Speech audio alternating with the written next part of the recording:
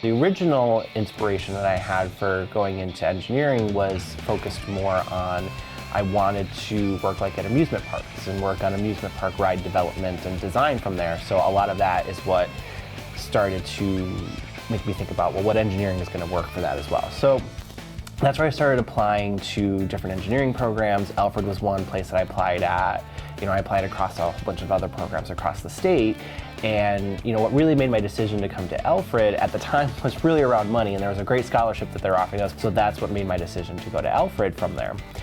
Finishing from Alfred, I moved on and went to Binghamton University and did my master's work from there. Started working at Corning, and it was a really good experience from the technical aspects of what I was doing. I was working a lot with glass development, and I worked on some pretty big projects at that time.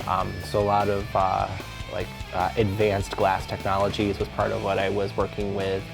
I worked on a lot of projects that were associated with a lot of current technologies that are out here now. So like the glass in your phones was the main areas that I worked with. I was around like year 6, and at that point, I had noticed that there had been some job opportunities at Alfred. So I just happened to put my application in, and the first posting that I applied to didn't get that particular job, but I got a call like a month later saying, oh, we inadvertently had somebody else that left at the time over the summer, and they're like, we'd like to bring you on at that point. And that's when John hired me, and I've been here since 2016. Teaching was supposed to be my retirement goal, so it was going to work for like 20, 30 years, and then retire into a teaching position and do that for as long as I felt that I did, and all suddenly that goal turned into my 5-year goal and 6-year goal, and here I am now. So I always intended to, I guess it just happened sooner than later.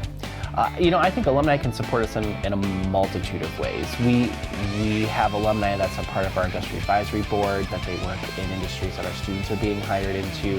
I think that's a really great way for alumni to be active with us. Of course, there's always donations and solicitations that institutional advancement puts out for alumni, and looking at that.